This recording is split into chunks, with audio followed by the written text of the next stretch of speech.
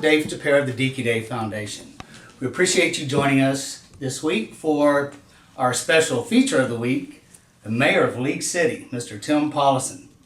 We appreciate you taking the time out of your busy schedule to spend with us. No problem. It's always a good thing to get involved with local endeavors. Well, we appreciate it. Well, the purpose of our interview is for an opportunity for our League City residents to get to know the personal side of our mayor. I mean, who is this guy that runs our city? So I hope you don't mind. No problem. Okay, well, let's just get started then. Tell us, where did you grow up and what brought you to League City? I grew up in LaPorte, Texas. So you were a Bulldog? Yes, I am. Okay.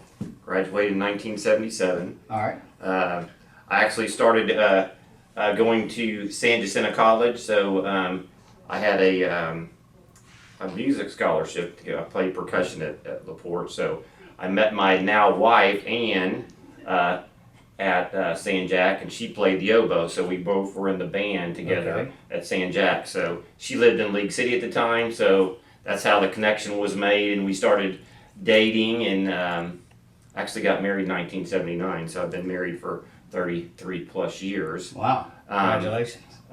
We lived originally in Webster.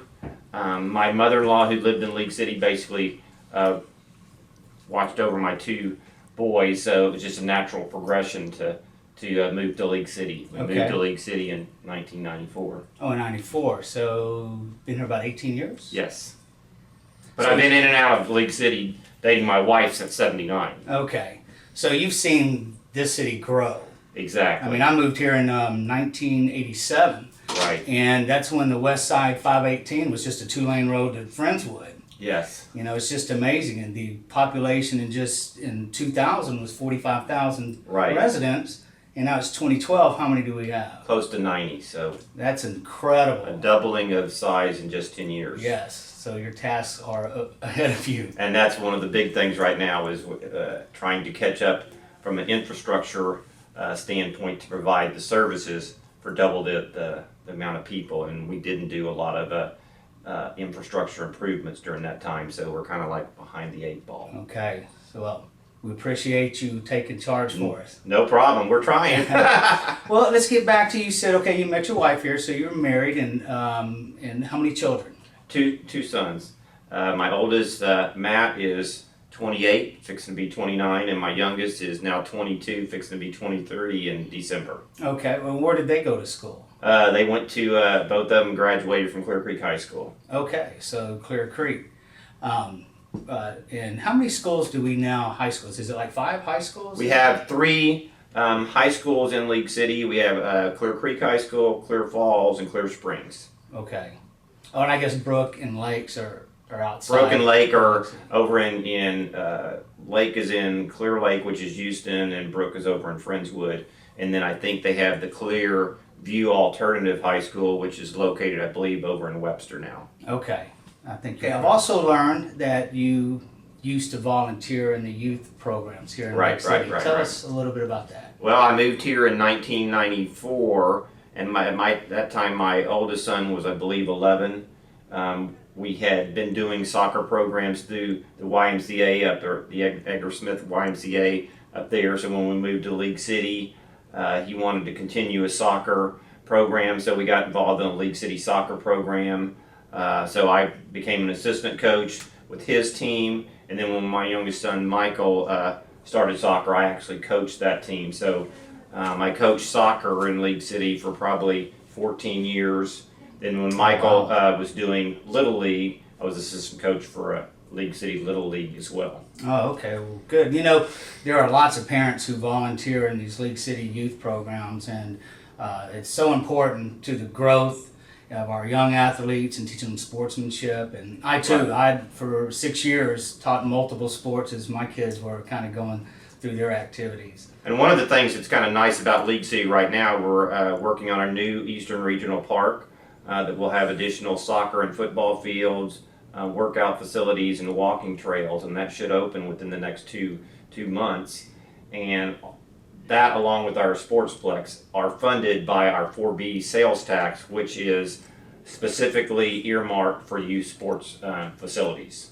Oh, that's great. And I just kind of heard here recently about the Eastern Regional Park. Regional Yes. Park. Yeah, and it's And like eventually- 28 acres, I think. Yeah, is the- 28 acres, and it'll eventually have a Olympic-sized swimming pool too, because we've got a big several swimming organizations in the city of League City, and we're looking for additional facilities for them as well. Because we provided soccer fields, but really hadn't addressed swimming venues. We do have our city pool, and we did recently do some replastering and stuff to that facility, but we really needed something that's set up for competitive swimming here in Lake City, and that venue hopefully will fill that niche. Okay, well that'd be great. I know it is a need here. Matter of fact, the swimming program, they had competition here last weekend, Right. and we I saw. think we had close to 1,000 kids or something here at our pool. Yeah, it was crazy. Yes. It looks like it takes a lot of work, and so it's nice to know we have an Olympic-sized pool that's coming to our Yes, city. exactly.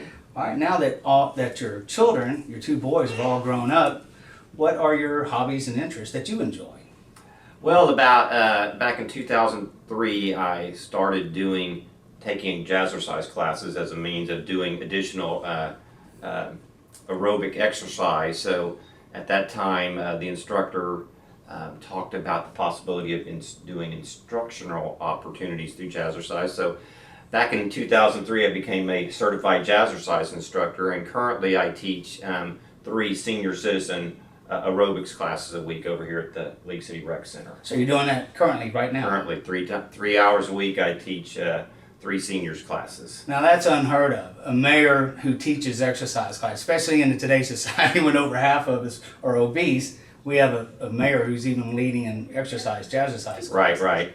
My other hobbies, I've done sailing before. My dad had a 30-foot sailboat. We sold that several years ago. I still have a 14-foot little smaller sailboat. But then I have a collector car. I've got a 1969 Mustang that I've had since '79, since a few weeks after me and my wife got married, and it's a show car, so I take it to various show venues.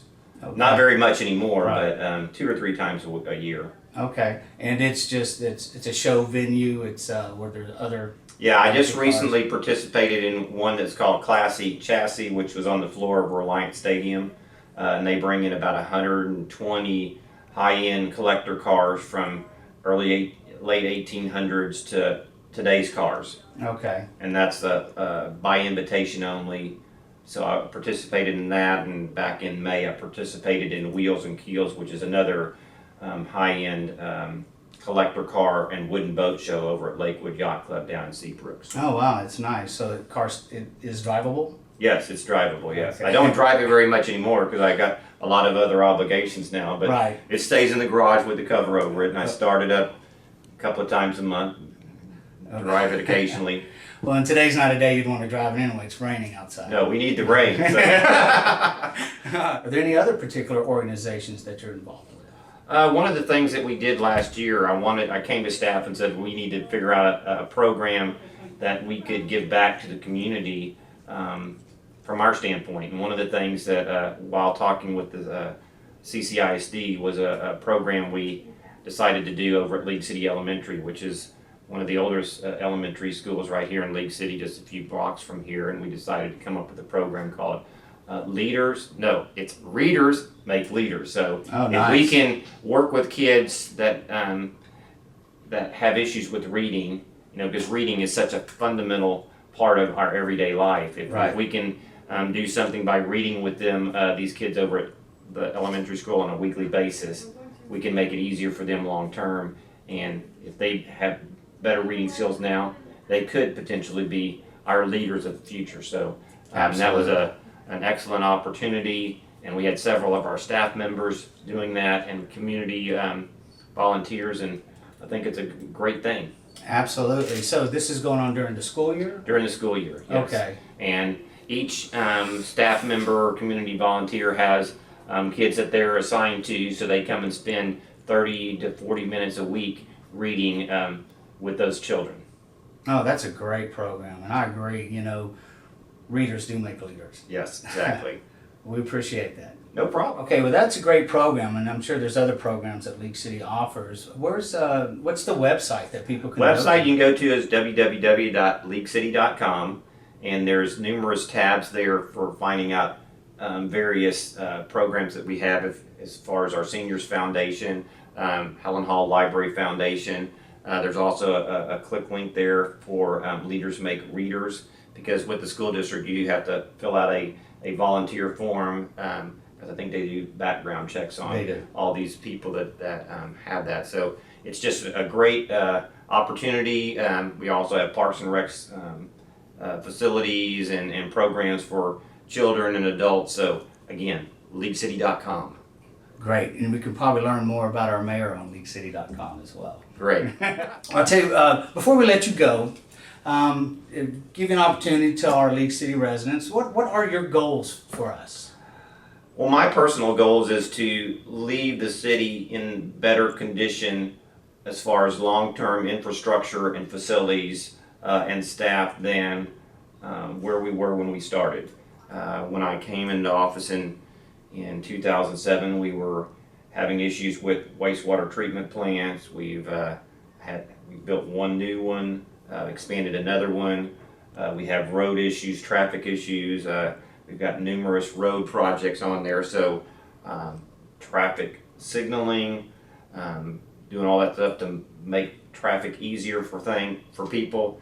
I just want to make sure that when I leave office that we've addressed infrastructure, we've done things for traffic, and done things to make it better for people to live here and increasing their quality of life than where it was when I started.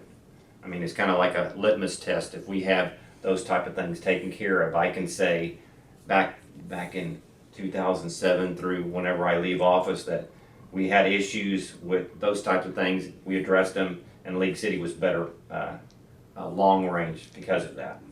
Well, that's great, and we do appreciate that. I mean, it's one of the reasons that Dekeday Foundation enjoys and created a website for people to learn more about League City, and we're very honored that you spent the time with us today. I'm glad to be here. Well, we appreciate that, and we thank you so much, sir. You're quite welcome.